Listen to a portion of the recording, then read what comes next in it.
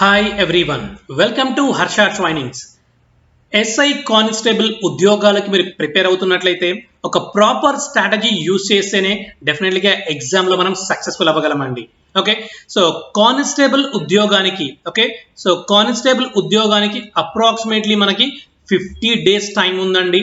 అదే విధంగా సో ఎస్ఐకి వచ్చేసరికి 80 days టైం ఉందండి మనకి ఇక్కడ. ఓకే, సో అంటే 50 days లో కానిస్టేబుల్ కి మనం జాబ్ కి కొట్టగలమా సార్ అంటే డెఫినెట్లీగా కొట్టగలమండి.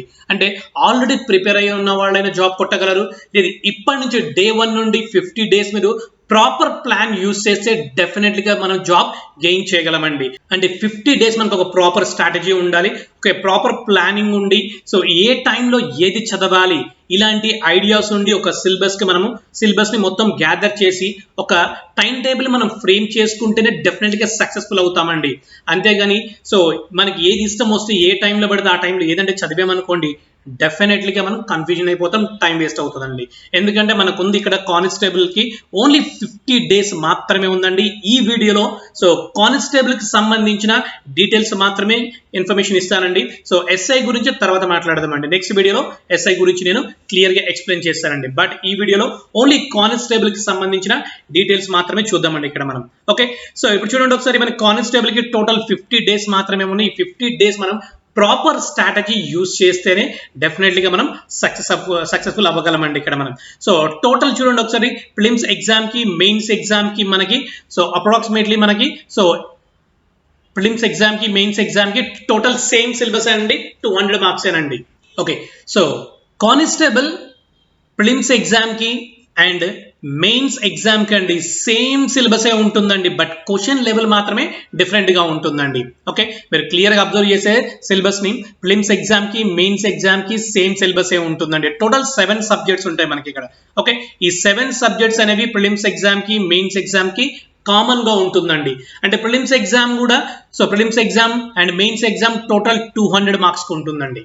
ఓకే, ప్రిలిమ్స్ ఎగ్జామ్ 200 మార్క్స్ ఉంటుంది, మెయిన్స్ ఎగ్జామ్ కూడా 200 మార్క్స్ కే ఉంటుంది. సో ఇప్పుడు సిలబస్ గురించి చూద్దామండి. ఆ సిలబస్ యొక్క వెయిటేజ్ కూడా మనం చూద్దామండి. అంటే ఏ సబ్జెక్ట్ నుండి ఎన్ని మార్క్స్ వస్తాయో మనం క్లియర్ గా అబ్జర్వ్ చేద్దామండి ఇక్కడ మనం. ఓకే, సో ఒకసారి సిలబస్ చూద్దామండి. ఇక్కడ ఇంగ్లీష్ సబ్జెక్ట్ నుండి మనకి అప్రాక్సిమేట్లీ 25 నుండి 30 క్వశ్చన్స్ వచ్చే ఛాన్సెస్ ఉంటాయండి. సో ఆల్మోస్ట్ డెఫినెట్లీ నాకు తెలిసి 30 క్వశ్చన్స్ వస్తాయండి. ఓకే, సమ్ టైమ్స్ 25 క్వశ్చన్స్ రావచ్చు, లేకపోతే 30 క్వశ్చన్స్ అయినా రావచ్చు. అంటే 30 మార్క్స్ వచ్చే ఛాన్సెస్ ఉన్నాయండి ఇక్కడ మనకి. Next coming to the arithmetic అండి. అర్థమెటిక్ లో 20 నుండి 25 క్వశ్చన్లు వచ్చే ఛాన్సెస్ ఉన్నాయండి ఇక్కడ మనకి. అదే విధంగా రీజనింగ్ అండ్ మెంటల్ ఎబిలిటీ నుండి కూడా 23 నుండి 25 క్వశ్చన్లు వచ్చే ఛాన్సెస్ ఉంటాయండి. అంటే బోత్ యాప్టిట్యూడ్ అండ్ రీజనింగ్ నుండి మనకి అప్రాక్సిమేట్లీ 45 to 50 క్వశ్చన్స్ వచ్చే ఛాన్సెస్ ఉంటాయండి ఇక్కడ మనకి. అంటే యాప్టిట్యూడ్ రీజనింగ్ ప్రాపర్ గా ప్రిపేర్ అయితే మనకి సో డెఫినెట్లీగా సో అందరికి తెలిసిందే మ్యాథ్స్ లో 50 out of 50 స్కోర్ చేయొచ్చు మనం ఇక్కడ. అంటే ప్రాపర్ గా మీరు యాప్టిట్యూడ్ రీజనింగ్ ప్రిపేర్ అయితే సో అప్రాక్సిమేట్లీ మనం సో హాఫ్ స్కోర్ మనం ఈజీగా గెయిన్ చేసేసినట్టండి ఇక్కడ.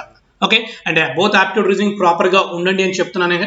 ఎందుకు అంటే మనకి ఎక్కువ మార్క్స్ వచ్చే స్కోప్ ఇక్కడే ఉంటుందండి. అంటే మీరు జనరల్ స్టడీస్ ఎంత చదివినా సరే డెఫినెట్లీగా జనరల్ స్టడీస్ అనేది మనకు తెలిసింది ఒక ఓషన్ లాంటిది, ఒక సముద్రం లాంటిది.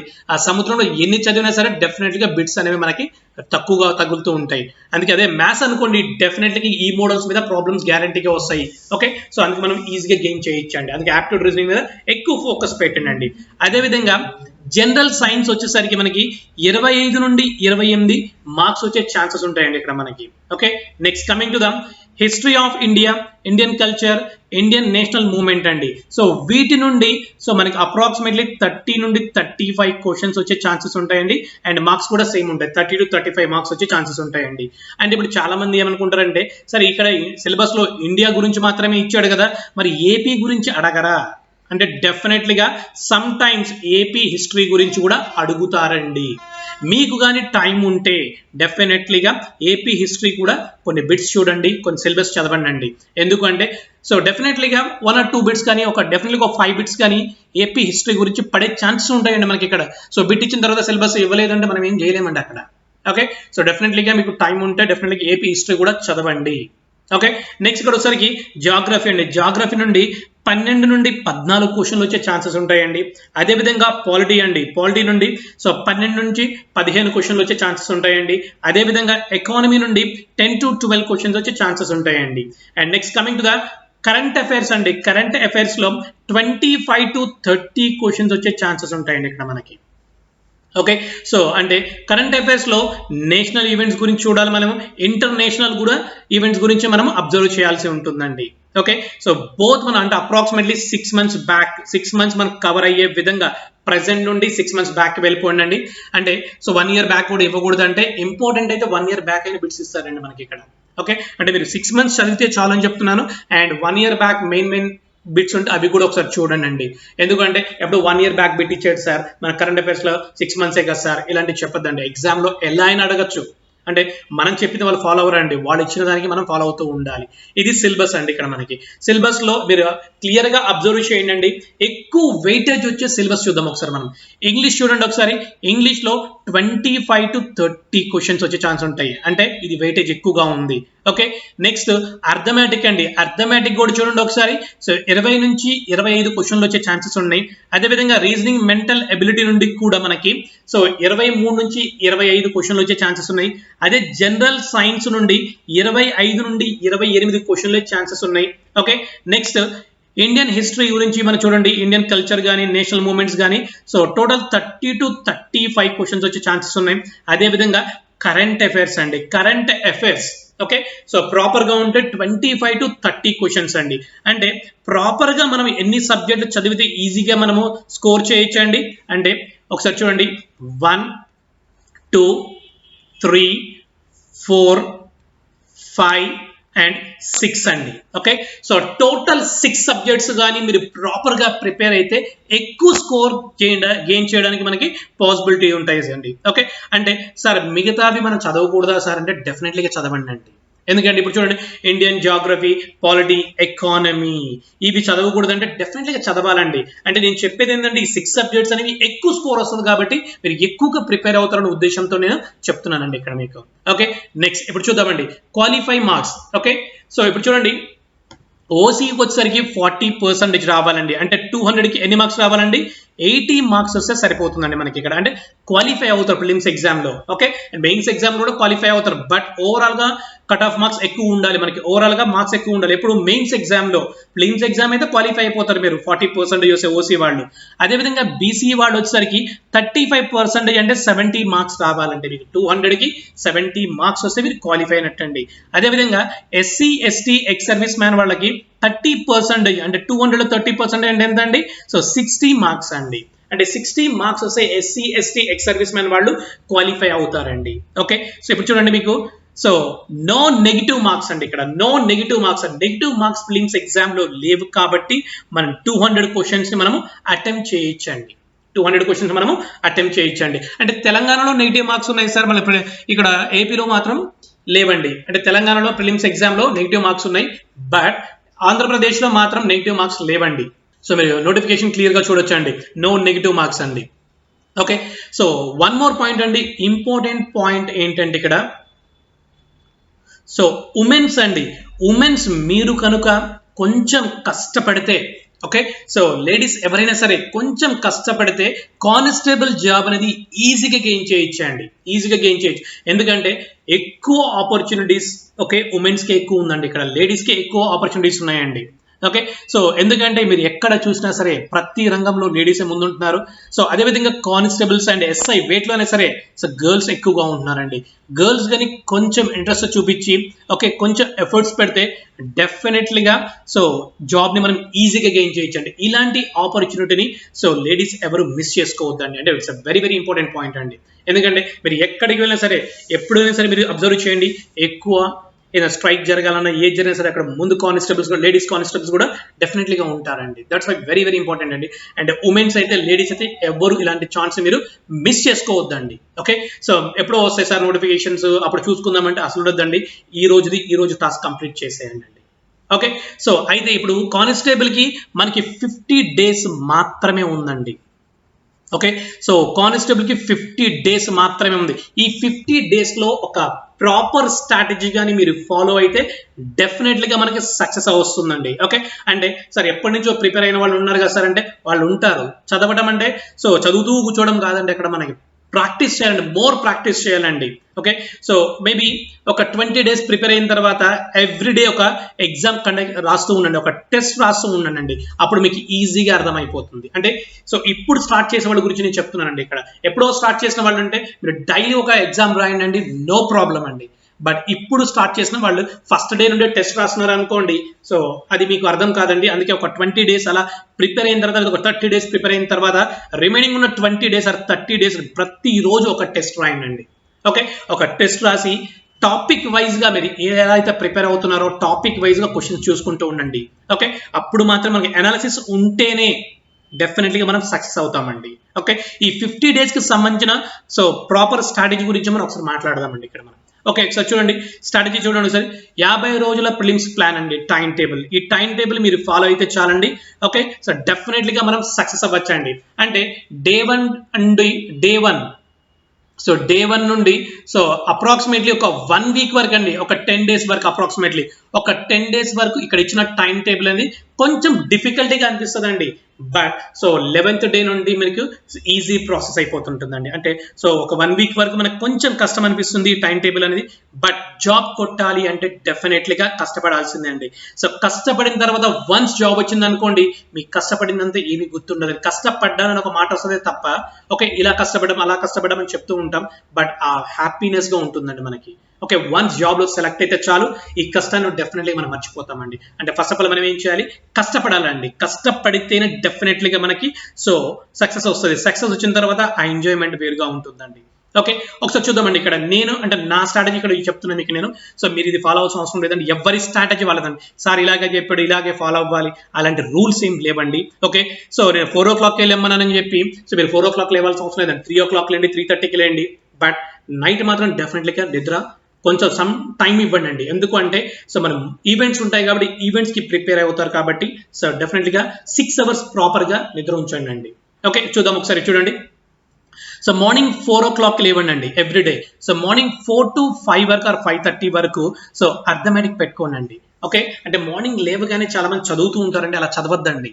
సో ఫస్ట్ అర్థమెటిక్ చూడగానే ఏంటంటే మనం సో ప్రాబ్లమ్ సాల్వ్ చేస్తుంటాం కాబట్టి నిద్రలోంచి అప్పుడే మెలుకుంటాం. మనం మెలుకున్న వెంటనే మనం హిస్టరీ చదివామనుకుంటే డెఫినెట్గా మళ్ళీ నిద్ర వస్తుందండి.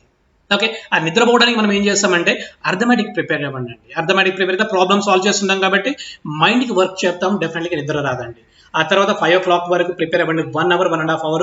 ఆ తర్వాత సో 5 to 7 o'clock అండి గ్రౌండ్కి వెళ్ళండి అండి డెఫినెట్లీగా. సో గ్రౌండ్ ప్రాక్టీస్ లేకపోయినా మీరు ప్రిలిమ్స్ లో ఎంత అద్భుతంగా చదివి మంచి స్కోర్ ఇచ్చిన గ్రౌండ్ లో మెరిట్ రాలేదనుకోండి, గ్రౌండ్ లో ఈవెంట్స్ క్వాలిఫై అవ్వలేదనుకోండి, సో 50 రోజుల స్ట్రాటజీ మొత్తం వేస్ట్ అయిపోయినట్టేనండి. ఓకే, సో అందుకే మీరు ఏం చేస్తారంటే ప్రిలిమ్స్ కంప్లీట్ అయినంత వరకు సో 5 to 7 ఒక 2 hours డెఫినెట్లీగా సో గ్రౌండ్కి వెళ్ళండి. అండ్ ప్రాపర్ ఫుడ్ కూడా తీసుకోండి. ఫుడ్ లేకుండా వెళ్ళి మీరు గ్రౌండ్లో ఈవెంట్స్ ప్రాక్టీస్ చేస్తే డెఫినెట్లీగా సో మనకి ఈవెంట్స్ క్వాలిఫై అవ్వమండి. ప్రాపర్ ఫుడ్ ఉండాలి, సో ప్రాపర్ డైట్ ఫాలో అవ్వండి డెఫినెట్లీగా. ఓకే, సో 5 to 7 అంటే అప్రాక్సిమేట్లీ సో 2 hours మీరు ఇక్కడ సో గ్రౌండ్ లో ప్రాక్టీస్ చేయాల్సి ఉంటుందండి. నెక్స్ట్ అండి ఇప్పుడు చూడండి, ఈ రెడ్ కలర్ ఏంటంటే సో 1 hour బ్రేక్ ఉందండి మీకు ఇక్కడ. 7 to 8 వరకు 1 hour బ్రేక్ ఉందండి. ఈ 1 hour బ్రేక్ లో మీ బ్రేక్ఫాస్ట్ కంప్లీట్ చేసేసుకోవాలి. ఆ తర్వాత ఈ 1 hour లో కొంచెం రెస్ట్ తీసుకొని అండ్ 8 to 10 o'clock వరకు 2 hours ఇంగ్లీష్ ని మీరు ప్రాక్టీస్ చేయాలి. ఎందుకంటే మీకు తెలుసు కదండి ఆల్రెడీ ఇంగ్లీష్ నుండి మనకి ఎన్ని మార్క్స్ వస్తాయి, 25 to 30 క్వశ్చన్స్ వచ్చే ఛాన్సెస్ ఉంటాయండి. అంటే వెయిటేజ్ ఎక్కువ ఉంది కాబట్టి ఇక్కడ మనం 2 hours ని ఇక్కడ ఇచ్చామండి ఇక్కడ మనం. ఓకే, సో 8 to 10 వరకు 2 hours ప్రతిరోజు అండి, 50 days. ఓకే, ఎగ్జామ్ రాసేంత వరకు ప్రతిరోజు 8 to 10 వరకు ఇంగ్లీష్ ప్రిపేర్ అవ్వండి అండి. అదేవిధంగా నెక్స్ట్ 10 to 12 అండి. ఓకే, హిస్టరీ ఆఫ్ ఇండియా అండి. ఓకే, హిస్టరీ ప్రిపేర్ అవ్వండి. 10 to 12 అంటే 2 hours టైం ఉంది ఇక్కడ మనకి. ఈ 2 hours కూడా సో మీరు హిస్టరీ ప్రిపేర్ అవ్వండి. ఎందుకంటే సో ఇంగ్లీష్ చదివేసి ఉంటారు, అప్పుడే అయిపోయిన తర్వాత మనం హిస్టరీ చదివామనుకోండి కొంచెం మైండ్ అనేది రిలీఫ్ గా ఉంటుందండి. Okay, so next 12 to 1 o'clock వరకు అండి జాగ్రఫీ ప్రిపేర్ అవ్వండి. 1 hour మాత్రమే ప్రిపేర్ అవ్వండి అండి. ఎక్కువ చదివామనుకోండి డెఫినెట్లీగా బోరింగ్ వస్తుందండి మనకి ఇక్కడ. ఓకే, సో ఇప్పుడు చూడండి ఒకసారి అప్రాక్సిమేట్లీ 5 అవర్స్ అండి. ఇక్కడ మీకు 5 అవర్స్ థియరీ చదువుతున్నారు, ఇంగ్లీష్ చదువుతున్నారు, హిస్టరీ ఆఫ్ ఇండియా చదువుతున్నారు, అండ్ నెక్స్ట్ జాగ్రఫీ చదువుతున్నారండి. సో 5 అవర్స్ వస్తుందండి. సో ఇక్కడ ఒక చిన్న బ్రేక్ తీసుకుందామండి, అంటే 1 to 2 వరకు ఇక్కడ లంచ్ బ్రేక్ తీసుకుందామండి. లంచ్ బ్రేక్ తీసుకుని లంచ్ వచ్చేసరికి మనకు half minute, okay, so 15 minutes, ఒక 20 మినిట్స్ లో మనం లంచ్ కంప్లీట్ చేసి మిగతా టైం నిద్రపోతారండి? నిద్రపోకూడదండి. జాబ్ కొట్టేంత వరకు మీరు నిద్రపోకూడదండి డెఫినెట్లీగా. ఓకే, సో 1 to 2 వరకు సమ్ రెస్ట్ తీసుకోండి. అండ్ 2 o'clock నుండి 4 o'clock వరకు మళ్ళీ మెంటల్ ఎబిలిటీ ప్రిపేర్ అవ్వండి ఇక్కడ. Okay, reasoning and mental ability prepare అవ్వండి. ఎందుకంటే ముందు మనం 5 అవర్స్ మొత్తం చదువుకున్నాం, థియరీ చదువుకున్నాం. సో ఇంగ్లీష్ ప్రాక్టీస్ చేస్తున్నాం మనం అక్కడ. ఓకే, ఇంగ్లీష్ ప్రాక్టీస్ అప్పుడు మనకి పెద్ద కొంచెం అంటే డిఫికల్టీ అనిపించదండి. అండ్ సో ఇక్కడ హిస్టరీ చదివేటప్పుడు, జాగ్రఫీ చదివేటప్పుడు కొంచెం డిఫికల్టీ అనిపిస్తుంది. 3 అవర్స్ అనేది డిఫికల్టీ ఏం కాదండి. ఓకే, సో మనం 60 ఏళ్ల భవిష్యత్తు కోసం కొంచెం కష్టపడడం, 50 రోజులు కష్టపడడం పెద్ద ఇష్యూే కాదండి ఇక్కడ మనకి.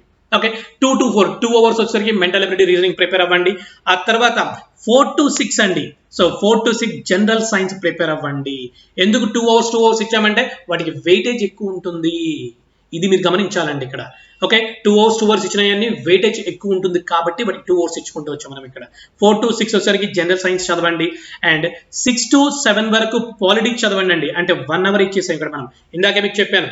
ఓకే, సో ఎక్కువ వెయిటేజ్ ఉన్న వాటికి 2 అవర్స్ ఇచ్చాం. ఓకే, సో 6 to 7 వరకు పాలిటిక్స్ చదవండి. అండ్ 7 to 8 వరకు అగైన్ 1 అవర్ అండి ఎకానమీ చదవండి. ఓకే, ఎకానమీ చదవండి అండి. సో ఇప్పుడు 8 to 9 వరకు ఒక డిన్నర్ బ్రేక్ ఇచ్చేసండి ఇక్కడ మనకి. ఓకే, 1 అవర్ రెస్ట్ తీసుకోండి. అండ్ 9 to 10:30 వరకు కరెంట్ అఫైర్స్ చదవండి అండి. అప్రాక్సిమేట్లీ 1.5 hour టైం ఉంటుంది మనకి ఇక్కడ. ఇంకా మీ ఇష్టం అండి, 10:30 వరకు చదువుతారా, 11 వరకు చదువుతారా అనేది. ఓకే, సో మీ ఇష్టం అండి, దగ్గర 1.5 hour 2 hours అనేది మీ ఇష్టం అది. ఓకే, బట్ అప్రాక్సిమేట్లీ 11 o'clock కల్లా హ్యాపీగా స్లీప్కి వెళ్ళిపోండి. 11 తర్వాత స్లీప్కి వెళ్ళిపోండి డెఫినెట్లీ. ఓకే, ఎందుకంటే మనకి సో మళ్ళీ 4 o'clock కి వేకప్ అవ్వాలి మనం డెఫినెట్లీగా. ఓకే, సో ఇదండి మన 50 days యొక్క ప్రిలిమ్స్ యొక్క స్ట్రాటజీ అండి. సో ఇది కానీ మీరు 50 days ఫాలో అయితే డెఫినెట్లీగా ప్రిలిమ్స్ ఎగ్జామ్ అనేది, ప్రిలిమ్స్ ఎగ్జామ్ కాదండి, మనం ఒకేసారి మెయిన్స్ ఎగ్జామ్ కి ప్రిపేర్ అవ్వాలండి. ఓకే, మెయిన్స్ ఎగ్జామ్ ప్రిపేర్ అయిపోవాలి అంతే. ప్రిలిమ్స్ గురించి ఎప్పుడు మాట్లాడకూడదు మనం. సో ప్రిలిమ్స్ స్ట్రాటజీ అని చెప్తాం, బట్ మెయిన్స్ కి ప్రిపేర్ అయిపోవాలండి. ఎందుకంటే ప్రిలిమ్స్ కి మెయిన్స్ కి సేమ్ సిలబస్ కాబట్టి డెఫినెట్లీగా మనము ఒకటే సిలబస్ ఉంటుంది, బట్ క్వశ్చన్ లెవెల్ మాత్రమే డిఫరెంట్ గా ఉంటుందండి.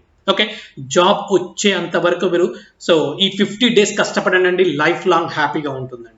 ఓకే, ఈ వీడియో కానీ మీకు నచ్చినట్లయితే లైక్ చేయండి, మీ ఫ్రెండ్స్కి ఫార్వర్డ్ చేయండి, అండ్ సబ్స్క్రైబ్ చేయండి. మీరు సబ్స్క్రైబ్ చేయడం వల్ల సో కానిస్టేబుల్ ఎస్ఐకి సంబంధించిన అప్డేట్స్ అని మీకు ఫాస్ట్గా నేను అప్డేట్ చేస్తూ ఉంటానండి. ఓకే, సో మీకు కనుక కానిస్టేబుల్ ఎస్ఐ క్లాసెస్ కావాలి అంటే కింద స్క్రోల్ అవుతున్న నెంబర్కి కాల్ చేయండి.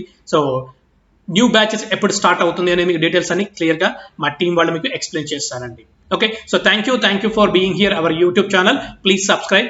ఆల్ ది బెస్ట్ అండి.